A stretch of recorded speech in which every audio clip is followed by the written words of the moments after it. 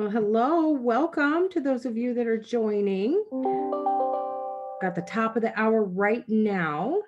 And so we're going to prepare to get started here. I'm going to share our presentation and give everyone a few minutes to get, or a minute or so to get logged on before we get started.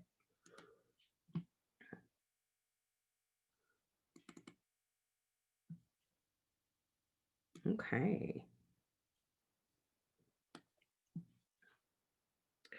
All right, still see lots of folks joining, so we'll give it another 30 seconds or so.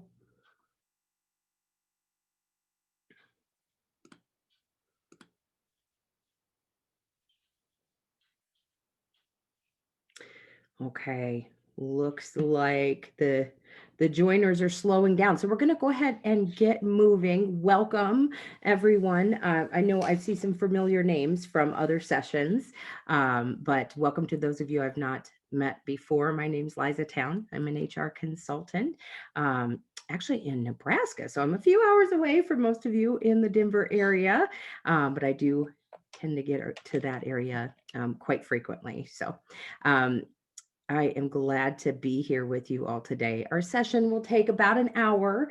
After today's session, we will have a Q&A portion of the session, but we do intend to wrap within 60 minutes total. So today we're talking about creating a respectful workplace. We'll talk about how to prevent harassment, sexual harassment, discrimination, and bullying. If you are coming to our session today with any particular questions that you would like to address in the Q&A portion of our session, there is a Q&A tool in your Zoom webinar toolbar. It says Q&A, pretty easy to find.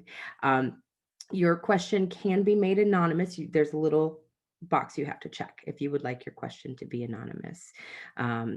That is totally up to you. If you have any other comments during today's session, go ahead and use the chat function as you normally would, but questions, please put in the Q&A. We'll go ahead and jump right in. Okay. So thank you again very much for attending our session on harassment prevention. At a high level, here's what we're going to cover today. First, we'll talk about why we're here, why this is such an important topic. Second, we'll talk about what you need to know about the law and about your company policy. And third, how you can help create a positive working environment. So let's start with the why. Why are we here? So, creating a respectful work environment that's free from harassment and discrimination is critical to your continued path to success. Employees thrive when they're empowered to experiment, to learn, to be curious, and be comfortable enough to fail every once in a while. So, that means that we need to create a work environment that's comfortable, safe, respectful, and one that appreciates new thoughts and ideas and diversity in thought. All right. So, therefore, it's our goal today to talk about how we can continue to create a work environment that enhances our employee experience. So, research shows that when harassment and discrimination are present in the workplace, employees don't feel safe or comfortable being their most authentic self. Research also shows that company performance suffers, including lowering morale, negatively impacting the employee experience, compromises the employer's reputation in the community, and so much more, right? So, here's what we want to accomplish together today. We want to promote positive and productive working relationships, give you the tools that you need to thrive and perform your best every day, empower you to help create a work environment that's comfortable, encourages creativity, innovation, diversity in thought. And we'll also want to identify and eliminate any harassing, discriminating, and bullying behaviors that interfere with your mission, vision, values. So we've talked about why we are here. Let's talk about why we're not here, right? We're not here to create unnecessary rules or policies, not here to leave. We don't want you to leave feeling nervous or uncomfortable about interacting with your peers and your coworkers, or prevent you from, being your full self at work every day, right? That is not the goal. So today, what we want to review is the federal law that defines harassment and discrimination. It's known as Title VII. We'll talk about what it is and what it isn't. We'll review how you can respond to unwelcome behaviors and how each of you can continue to contribute to a positive work environment. So that's the why. Let's talk about the what. What do you need to know? So, Title VII, back in 1964, when the Civil Rights Act was put into law, the country was in a very different state, right? We were in the midst of civil rights movement where segregation was still prominent. At the same time, the federal law was put into place to bring equality into the workplace. So, specifically, Title VII prohibits harassment and discrimination against individuals on the basis of their protected class, which we'll review further here in this training. It also prohibits sexual harassment and defines it in two forms: quid pro quo and a hostile work environment, both of which we'll review in more detail. And lastly, it prohibits retaliation against folks for engaging in protected activities, such as reporting these types of behaviors. The Title VII of the Civil Rights Act applies to any employer that has 15 or more employees. So since 1964, the social and political landscape has changed a lot. We have added protection now for several different protected classes, right? The most notable, most recent being June of this year, the Supreme Court issued a ruling that makes equal treatment for LGBTQ employees a federal mandate. So, to understand the law, it's important to understand what is defined as a protected class. So, on the left hand side here, you see protected categories defined under federal equal employment opportunity laws: race, color, religion, etc. Colorado state law has added several additional protected categories that you see there on the right-hand side. Things like sexual orientation were added to Colorado state anti-discrimination law long before they were added to federal law, right? You've got protection for folks based on AIDS and HIV status, mental illness, military status, etc. So it's our goal to create a work environment where no one is treated differently, regardless if someone is in a protected class or not, right? So just because you may not fall into a particular protected category doesn't mean that your right to be in a safe, comfortable work environment is any less important. So let's talk about discrimination, right? First, just a basic definition. Discrimination is defined as treating people differently based on someone's protected class. So, some signs of discrimination. Uh, Discriminatory behaviors can range from being overt in your face to really very subtle. So, examples would include on the overt side, discriminatory or biased statements, right, about a group of people or about an employee specifically. Kind of in the middle between overt and more subtle would be different treatment of similarly situated people, right? So an example could be male employees given higher pay, better opportunities than equally skilled female colleagues, or Hispanic employees assigned to lower level tasks or jobs. On the subtle end of the spectrum, you have disparate impact of a decision, a policy, or a plan on a given group. A lot of times, this type of discrimination isn't intended, right? But if a policy for attendance, for example, leads to more disabled workers being terminated, right, than non-disabled counterparts, then you have disparate impact. And that's a problem. So it's not always about the intent, it's about the impact. So we in HR are always taking a look at policies and the impact of those policies to make sure that we're not seeing disparate impact. So unlawful harassment is defined as conduct that has the purpose or the effect of creating an intimidating, hostile, or otherwise offensive work environment.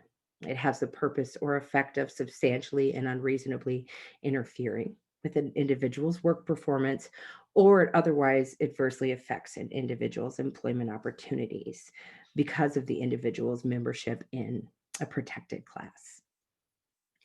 So, some examples of harassing behaviors: slurs, pranks, innuendos and little comments, jokes, stereotyping, dead naming a transgendered or a gender nonconforming person, or other threatening, hostile, or intimidating acts related to a person's protected class.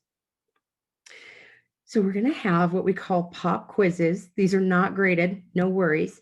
I'm going to open a poll in a moment. Your answers are anonymous, so please do participate. In this pop quiz, we just want to know, what do you think? Must offensive conduct be specifically directed at the victim for it to constitute unlawful harassment? So I'm going to open our poll. Let me know what you think. You can either say, yes, the offensive conduct must be directed at the victim, or no, the offensive conduct does not need to be directed at the victim for it to be considered unlawful harassment. Great job. We're a little over halfway through with voting, so I'll give everyone, maybe 10 more seconds or so. Go ahead and cast your vote if you haven't yet. And your answers are anonymous. All right, so let's go ahead. I'm going to end the poll and we'll share our results here.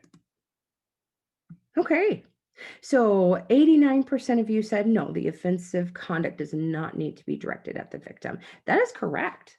So a victim in the eyes of the law does not have to be singled out or targeted by an alleged harasser. So claims could be based on conduct focused on another person, a group of people, or no one in particular, right? So if I'm in the break room and I hear my colleagues, making jokes of, a racist or, a sexual derogatory nature, for example, they don't have to be telling me those jokes. They don't have to be jokes about me. I can still feel, that I've been harassed, right? And we'll talk a little bit more about a hostile work environment situation a little further into the training. So just some good food for thought there. So we'll stop sharing our poll results now, and we'll move on. So let's talk about bullying. Workplace bullying was not necessarily a thing in 1964 when these laws were created. Doesn't mean it didn't happen. It just was not being talked about, right? But it is a growing concern in corporate America today, and courts are beginning to view this as a form of harassment. So in essence, workplace bullying is considered equal opportunity harassment, right? Where the offensive and hostile work environment is created for everyone equally. Workplace bullying is defined as a persistent pattern of mistreatment from others in the workplace that causes harm. It often involves an abuse or a misuse of power. That could be a real power in the form of a manager or a supervisor, or perceived power by a coworker that has more tenure or seems to have more clout in the organization. Bullying behavior creates feelings of defenselessness and injustice at the target and undermines a person's right to dignity in the workplace. Bullying can come in all different types of forms. So, we have verbal, nonverbal bullying, psychological, physical abuse, humiliation. So some examples of that, right, would be, somebody being treated differently than the rest of the work group. And this would be regardless of them being in a protected class, right? Being shouted at, sworn at, being humiliated, physical intimidation, right? A shoulder check in the hallway, excessive monitoring or micromanaging. Now, that doesn't mean if your manager is really attentive to you and wants a lot of information on what you're doing, that's not what we're talking about. But just when it becomes really, really excessive, that could be a form of bullying, right?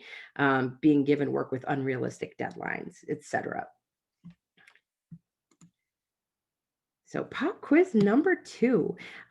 Let's review the scenario and then we'll discuss if it's bullying or harassment. So Frank, a manager, has a fiery temper. He shows frustration easily. He's quick to anger when tasks around the office are not completed according to his timeline. Female employees in the office have been the target of his outbursts on several occasions, and he's even been known to throw objects toward a female when he becomes frustrated.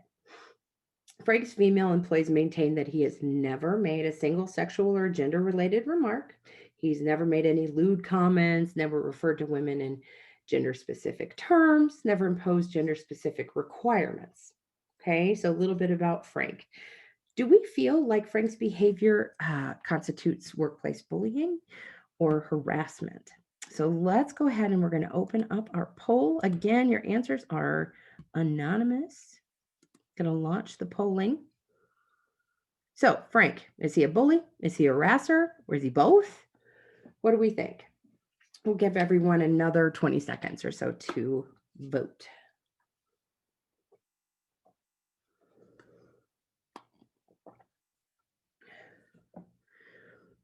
Okay, we're about 2/3 of the way there. All right, so let's go ahead and end the poll. And I'll share your results. Okay, 94% of you said you think both.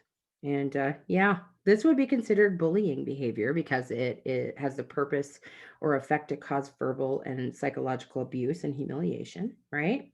But it also may even rise to the level of unlawful harassment if Frank's behavior is consistently directed toward women. So in a situation like this, we would need to gather more facts. Does Frank also throw things at men? You know, and then we can determine, if this is a hostile work environment harassment situation or if he's just a bully. Either way, Frank does not sound like a fun guy to work with. Okay. So let's talk about sexual harassment. Unlawful sexual harassment under the law is defined as unwelcome sexual advances, requests for sexual favors, or other verbal or physical conduct of a sexual nature. There are two forms of sexual harassment, the first being quid pro quo, where submission to or rejection of such conduct is made a term or a condition of employment, or it's the basis for employment decisions, either explicitly or implicitly. A hostile work environment, on the other hand, is when such conduct has the purpose or effect of unreasonably interfering with the individual's work performance or creating an intimidating, hostile, or an offensive work environment. So let's break those down a little bit further. Kiss me or you're fired, right? Quid pro quo literally means this for that.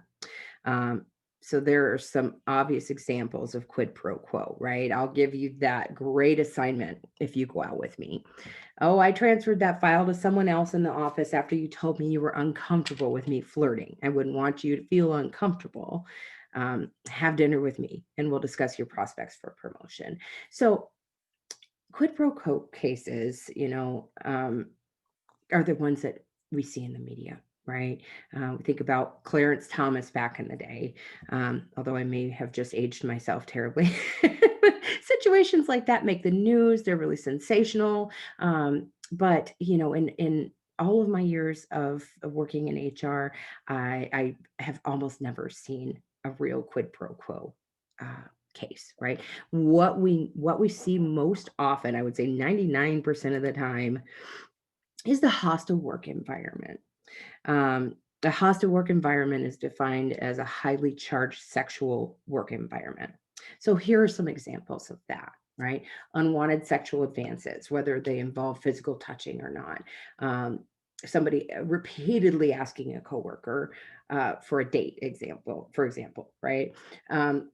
Sexual jokes, references to sexual conduct, gossip regarding one's sex life, comments about an individual's body, comments about their sexual activity, displaying sexually suggestive objects, pictures, cartoons. So, that swimsuit calendar hanging in someone's cubicle, unwelcome leering, whistling, sexual gestures, inquiring into someone's sexual experiences, or a discussion of one's own sexual experiences. All of these things could lead to a hostile work environment. So, in order for the behavior to rise to the level of illegality, it must meet two requirements. So, the conduct must be unwelcome, and it also must be severe or pervasive. So, in a scenario in which two coworkers may comfortably engage in these behaviors in the workplace, right? It's important to remember that um, employee doesn't have to complain for the conduct to be deemed unwelcome. So there could be two coworkers flirting back and forth, or a manager and a subordinate situation. Um, and one person doesn't complain about it, they're tolerating it, but it's not welcome, right? They don't like it. An employee might appear to be okay, but later claim that it was unwelcome. An employee might even participate in the conduct, but later claim that they felt coerced or that the other person just took it too far, right? So the conduct must be unwelcome, and it also has to be either severe or pervasive. So could have happened just once, but it was a really severe situation, like groping, something like that. Or pervasive, meaning, that constant flirting, or the person constantly asking the other person to go out with them on a date. So factors that we would consider, right, would be, was the conduct physical or verbal? How often has it happened? Would a reasonable person find that conduct offensive? Um, was it done by a coworker or a supervisor? Again, you have that perceived power come into play. Was it done by more than one person? Does management condone it or ignore it? Was it directed at more than one person? So, sexual harassment can occur both inside and outside the workplace. So, it's important to note that it's not only applicable in your building, right, or in your virtual meeting spaces during business hours. So, if you're attending conferences, offsite company parties, etc., these standards would still apply.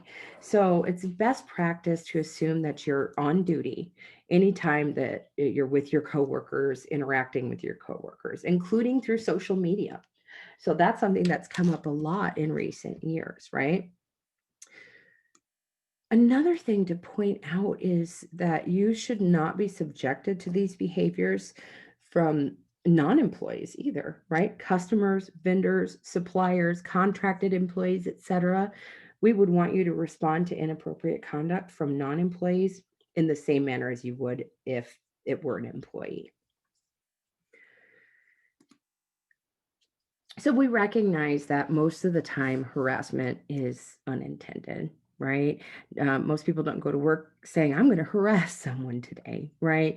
But when we're investigating a claim, we consider the impact of the behaviors, not the intention of the behavior, right? So with that in mind, excuses like what you see on this screen here, that wouldn't change the nature of the allegation or the outcome of the investigation.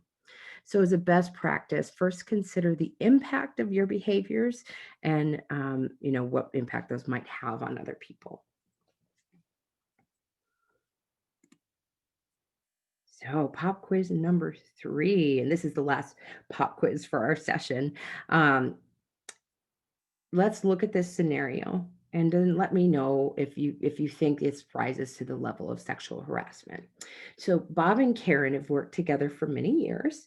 Bob has always referred to Karen as my girl and often puts his arm around her when he's talking to her.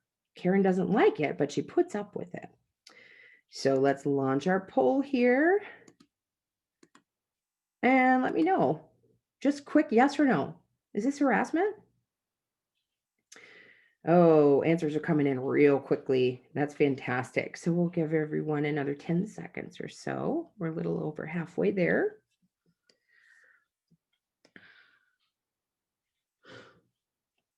All right. So let's share our results. So 88% of you said, yeah, this is harassment.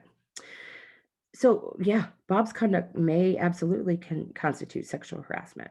It is unwelcome. and of a sexual nature, right? Bob isn't overtly flirting with Karen, but he is behaving in a specific way related to her gender, right? So Bob wouldn't call a male coworker my girl. Bob probably wouldn't put his arm around a male coworker when he was talking to them. Maybe I don't know Bob, but from what we see on the surface, this could certainly constitute sexual harassment. So, Karen should let her objections be known by either telling Bob or reporting her concerns to her supervisor, right? After that, if Bob's actions continue, then, it could certainly be sexual harassment. So we don't have a poll on this question, but I just want, some food for thought. What if you're Karen's coworker and you observe this happening to Karen all the time? How would that make you feel? What action do you think you might take? So food for thought. I'm going to stop sharing those results and we'll move on. So we've talked about, forms of harassment, sexual harassment, bullying, etc. Let's talk about retaliation. So the law defines retaliation as taking an adverse employment action against an employee who engages in a protected activity. So a protected activity could be making a good faith complaint, helping someone else to complain, or providing information and assisting in an investigation of harassment, right? Federal law prohibits retaliation against someone who engages in a protected activity. So some examples of retaliation, kind of at a high level, could be discipline, reprisal, intimidation, employment decisions that affect that person's employment conditions, right? Suddenly moving them to part-time, demoting them, etc. So let's talk about what to do when you're the recipient of an unwanted action. So should you feel uncomfortable with a coworker, manager, etc., we would encourage you to first attempt to resolve the issue with the other person to the extent that you're comfortable. Confronting the harasser is not required, though, but it might be an effective way to stop the unwelcome behavior while still preserving that working relationship, right? If that doesn't work, or if you're not comfortable with that approach, just start with step 2. And we'll talk about step 2 next. But when you're confronting the other party, inform them that their behavior is uncomfortable. Ask them to cease immediately. John, I really don't like it when you make jokes like that in the break room. It's not the type of thing that I want to hear at work. I'd ask that you just stop, right? We encourage you to keep documentation of all incidents, including any witnesses, the date, time, location, and how you responded. Should the behavior persist after you've asked this person to stop, that information would be really helpful to us in the investigation. So step 2 can also be step 1, right? If you're not comfortable confronting the person yourself, we would ask that you report the behavior immediately. Go to your direct manager or supervisor, or go to a member of management with whom you're most comfortable, and also escalate to HR when necessary.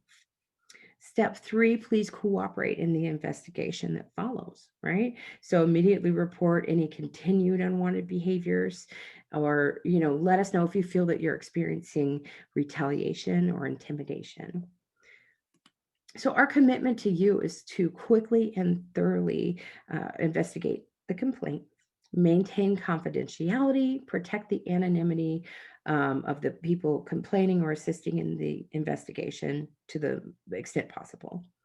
Reach a timely decision on the alleged behavior. Attempt to resolve the issue with each party, if that applies. Take appropriate action in accordance with company policy, and monitor and prohibit retaliation. So let's wrap up our session just talking about how you can contribute to a positive working environment.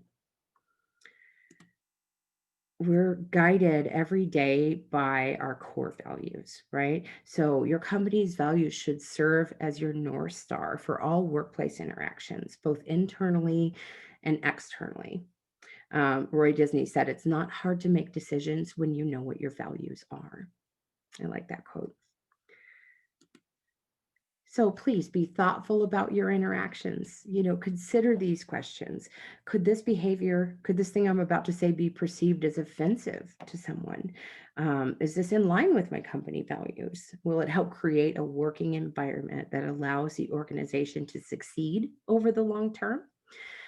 Try to cultivate a work environment where people are treated with respect at all times. Avoid behaviors that could lead to real or perceived harassment. Reinforce positive workplace interactions and quickly address negative behaviors. So a couple more key takeaways. Please, do your part to create a positive, safe, and comfortable working environment. Um, Cultivate an environment ripe for creation and innovation. Understand and comply with your company's policy on discrimination and harassment, and be alert to inappropriate conduct. Quickly address the behaviors that you see that are inappropriate. So let's wrap up our session with a little bit of Q&A. So I do have one question in our Q&A. You still have time. If you would like to ask anything, go ahead and do that. So anonymous attendee says, what if it is your boss? So I don't know at what part in our presentation this question was asked. So, if you feel like your manager, your boss, anyone of authority in your organization is behaving in a way that is harassing, discriminatory, bullying, etc., you can go straight to HR. You can come straight to Concur and HRO, and HR will address that for you confidentially. Yeah, very good question. No, it doesn't matter what position someone is in. It does not give them a right to harass, discriminate, bully, etc. Another question, what should I do if I'm in a situation like this and I don't want to get anyone in trouble? Well, I think my off the cuff response to that is, why don't you want to get anyone in trouble, right? It's not about that. It's about protecting yourself in the workplace. You don't deserve to be harassed. You don't deserve to be bullied, sexually harassed, discriminated against. And it's not about getting someone in trouble. It's about getting what you deserve and what you need in the workplace. So, if somebody came to me, me as HR, and said, hey, I want to tell you this, but I don't want anyone to get in trouble, or I got to tell you something, but you got to keep it secret. I'm not going to promise that, but it's not about getting someone in trouble. It's about getting the behavior to stop. So maybe if you're in a situation where you feel like, you don't want to, cause an uproar, you don't want to get anyone in trouble, go directly to that person if you feel comfortable and say, hey, I don't want to get you in trouble, but you can't talk to me that way, right? I need you to stop this, or, whatever the situation is. If that's appropriate, that's, the step I would recommend taking first. Good question. Okay. Any other questions? Well, while we're waiting to see if any other questions come in, I will let you know there is a link to a survey that's going to pop up as soon as I end our webinar today. Please take 2 minutes. I swear it'll take 1 or 2 minutes. Let us know how we did, if you thought the content was relevant and valuable to you and your business. And if you have any feedback on other sessions that you would like to attend, we'd love to hear that as well.